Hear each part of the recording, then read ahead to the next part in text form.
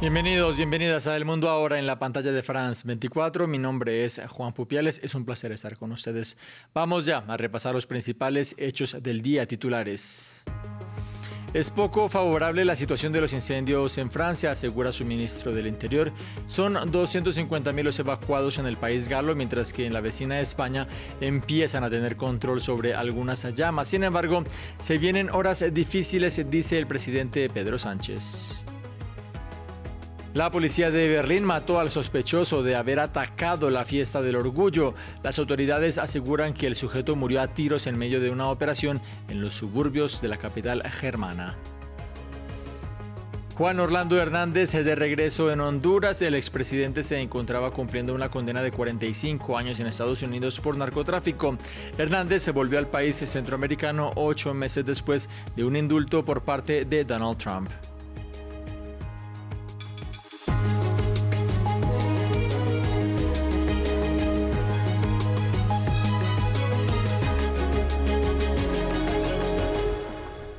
Damos inicio en España y Francia, en donde continúan estos países bajo el azote de unos incendios que han forzado unas evacuaciones inéditas en ambos países en tiempos de paz. Solamente en el territorio galo son 250.000 los evacuados, con los alrededores de Burdeos como uno de los puntos de principal preocupación. En el centro de España son 77.000 las hectáreas quemadas, aunque algunas conflagraciones empiezan a ser controladas. Samuel Salgado Castro con el informe. El fuego devora el centro de España. Imágenes térmicas exponen el avance nocturno de las llamas que obligaron a declarar el estado de emergencia nacional. Más de 63.000 personas permanecen confinadas o evacuadas por 3 macroincendios que ya requieren apoyo aéreo de Portugal y Países Bajos. La situación es especialmente preocupante en la Comunidad de Valencia, donde el fuego está fuera de control, según las autoridades. Creo que la magnitud del desastre que estamos viviendo, por desgracia, un año más en nuestro país, es muy difícil de asumir. Estamos hablando de, si ayer dimos la cifra de 130.000 hectáreas afectadas, calcinadas en lo que llevamos de año, hoy ya estamos por encima de las 150.000. La sequía extrema y el viento complican un panorama donde las próximas horas serán críticas para los equipos de respuesta que combaten la emergencia contrarreloj. La crisis cruza la frontera hacia Francia. En Burdeos, pabellones deportivos se convirtieron en albergues improvisados ante el avance del fuego en la región de Aquitania. Este domingo, más de 50.000 personas adicionales tuvieron que abandonar sus casas. El alcalde de Burdeos los visitó. Hemos decidido pasar a una segunda fase de esta operación, ofreciendo alojamiento temporal a gran escala a todas las personas afectadas, especialmente aquellas que gozan de buena salud y no presentan problemas médicos. La incertidumbre escala entre los refugiados.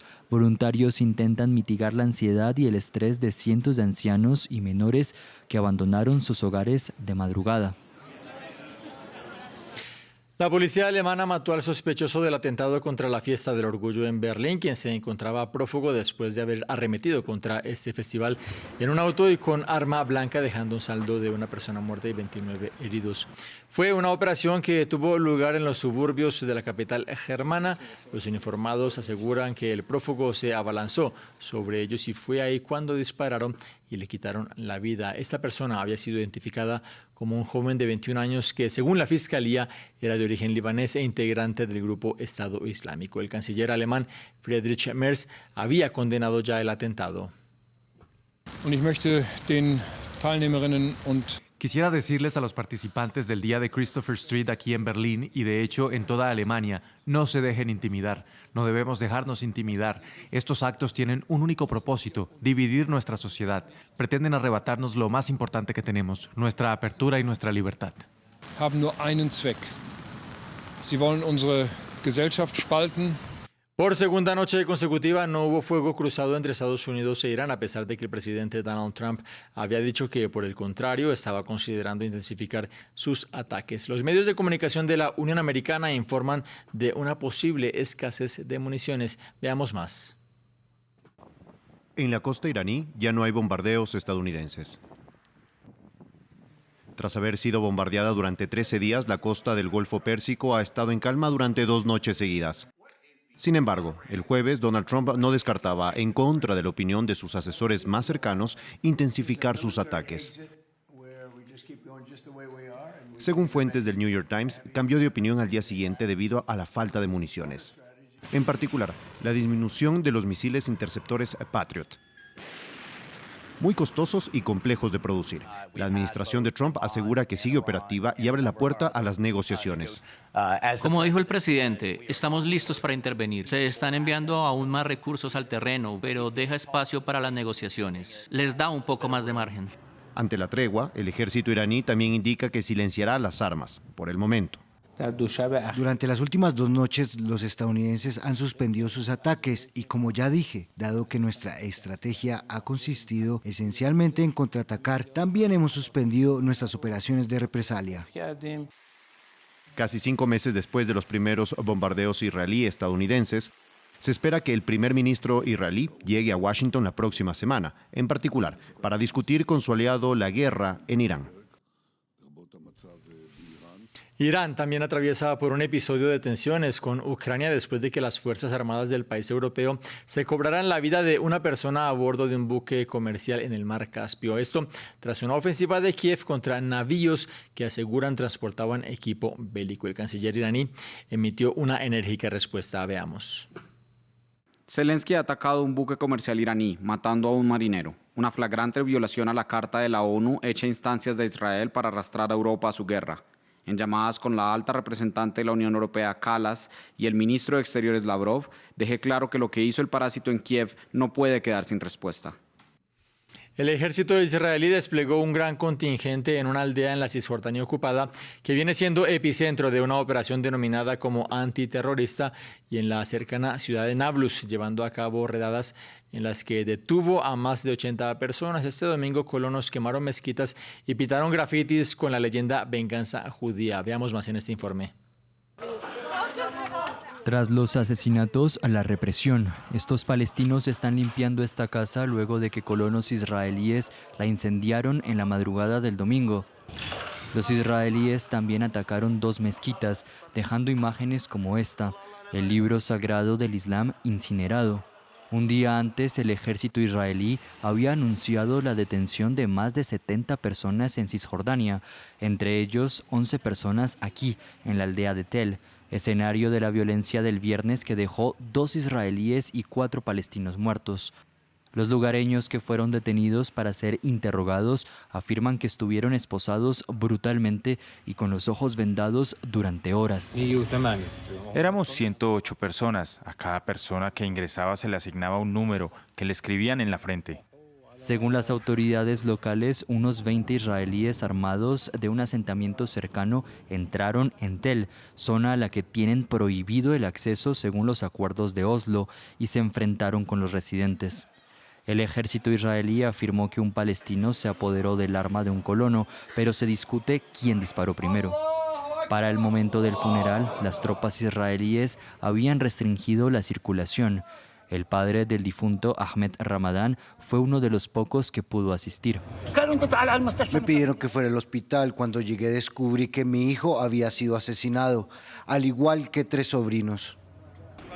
El sábado continuaron los enfrentamientos cerca de Tel y en otros lugares de Cisjordania, donde más de 700.000 israelíes se han asentado ilegalmente según el derecho internacional. En respuesta al incidente, el primer ministro israelí, Benjamin Netanyahu, afirmó que aceleraría la aprobación de más asentamientos en la zona. En Túnez, este fin de semana, miles de personas desafiaron el estado de excepción y las altas temperaturas para marchar por las calles de la capital. Protestan contra el presidente Kais Saied, a quien acusan de instaurar una dictadura y de arrastrar al país a un colapso de los servicios públicos esenciales. No es solo una protesta, es el hartazgo de una generación que creció en la cuna de la oposición al autoritarismo en el mundo árabe a partir de 2010, fenómeno conocido como Primavera Árabe. Con referencias de la cultura pop y consignas contra la élite política, miles de tunecinos volvieron a tomar las calles de la capital. El detonante, el 5º aniversario de la toma del poder por parte del presidente Kais Saied. Elegido democráticamente en 2019 con un discurso anticorrupción, Zayed disolvió el Parlamento el 25 de julio de 2021, sepultando la única democracia liberal nacida de la primavera árabe. Esta marcha es un llamado popular, un llamado ciudadano a redescubrir los valores y principios de la República. Desafortunadamente, estos valores comenzaron a abandonarse el 25 de julio de 2021, desde lo que he descrito repetidamente como un golpe de Estado contra el orden constitucional. La represión política se ha agudizado. Decenas de opositores, activistas y periodistas independientes hoy duermen en prisión o viven en el exilio bajo cargos de conspiración, en un país donde la disidencia se paga caro. Hoy salimos a las calles para exigir responsabilidades al sistema de gobierno y exponer sus fallos, porque ese es nuestro papel como fuerzas políticas y civiles. Y, para usar una expresión popular tunecina, no somos inquilinos en este país, somos sus dueños. A la crisis política se suma el colapso diario, apagones programados y cortes de agua en plena ola de calor. Aunque el gobierno calla, el sindicato de jóvenes médicos estima entre 150 y 200 muertes por golpes de calor en los últimos días. Una emergencia climática y social que atomiza la paciencia de un Túnez que exige el fin del autoritarismo. El expresidente Juan Orlando Hernández ya está de regreso en Honduras. El antiguo mandatario se encontraba cumpliendo una condena a 45 años por narcotráfico en Estados Unidos. Sin embargo, hace 8 meses el presidente Donald Trump recurrió a un indulto para favorecer a Hernández, quien asegura fue víctima de un montaje. Previamente, desde Tegucigalpa nos entregó más detalles sobre lo que viene en el caso del expresidente nuestra corresponsal Kenia Torres. Así es, se le acusa aquí en el país de haber usurpado aproximadamente unos 2.5 millones de dólares y utilizarlos para sus campañas políticas. Sin embargo, por una decisión de un juez local, él no llegó en este momento y se fue directamente a los tribunales o fue aprehendido como se manejaba durante el gobierno anterior de la izquierdista Xiomara Castro, sino que se defenderá en libertad y él mismo lo había expresado públicamente a través de sus redes sociales que se presentará voluntariamente a los tribunales locales a inicios del mes de agosto para rendir cuentas por estas acusaciones que se le han hecho aquí en Honduras. Básicamente los delitos que se le imputa son fraude y lavado de activos que redundan en esta malversación de fondos según las acusaciones que se le hicieron actualmente. Pero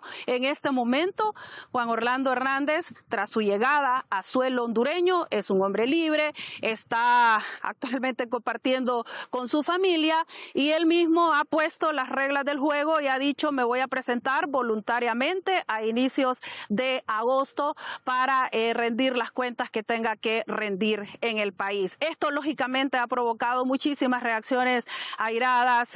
Por ejemplo, la sociedad civil, juristas hondureños han dicho que esta será una verdadera prueba de fuego para la justicia hondureña, que históricamente no ha podido desvincularse de los temas políticos. La misma directora de la Comisión Nacional Anticorrupción ha dicho eso. Será un duro examen para los jueces, la justicia de Honduras, para ver cómo van a actuar con un expresidente y alguien que pues todavía sigue vinculado al poder.